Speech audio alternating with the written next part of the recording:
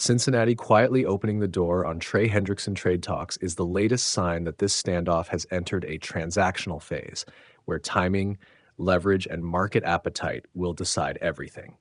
Hendrickson is a proven, high floor edge who finished last season as an all pro and remains a highly productive pressure artist.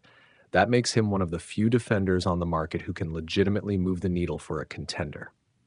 At the same time, his camp's patience and the Bengals' reported unwillingness so far to meet his price mean holding him into the season carries real roster and chemistry risks. From Cincinnati's perspective, there are three logical threads pushing them toward listening. First, the cap picture and precedent for elite pass rusher money created during the summer set a very expensive market.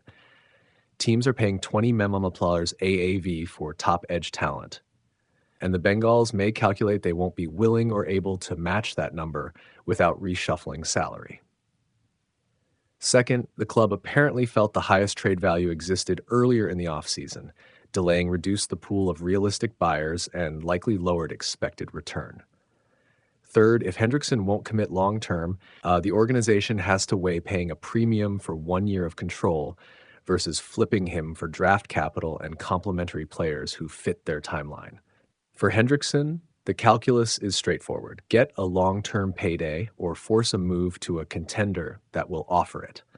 His bargaining leverage is decent. He's young, productive, and under contract only so a trade is feasible, but it's not absolute. Teams acquiring him must not only surrender draft capital, but also be prepared to extend or re-up him at market value.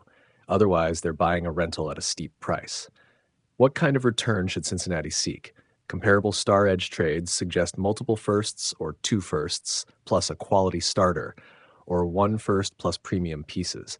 That's expensive but realistic for a player who can add immediate pass rush win rate. If the Bengals are already seeking defensive help and draft assets, a package focusing on a couple of high picks and an immediate starter makes strategic sense.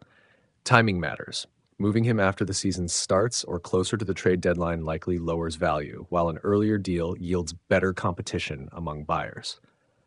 Potential suitors are obvious. Clubs on the cusp that need a clear upgrade off the edge, teams with late-round firsts to trade and cap flexibility. But any buyer must balance short-term Super Bowl window thinking with long-term cap responsibility. Bottom line, this is a leverage game. The Bengals should keep the asking price high, evaluate offers for a blend of picks plus player value, and be willing to keep Hendrickson if an extension is possible on their terms. For Hendrickson, the path to the money he believes he deserves runs either through a trade to a willing suitor or by forcing Cincinnati's hand. But the longer talks drag, the more his market advantage erodes.